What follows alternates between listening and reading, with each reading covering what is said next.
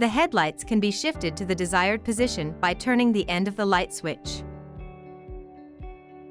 In the auto state, the sensor detects the outside light intensity and automatically turns on the headlights when it gets dark.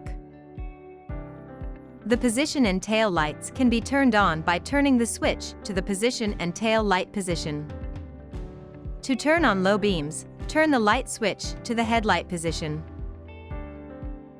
To turn on high beams, first check the traffic ahead. Slide the light switch forwards to turn on the high beams.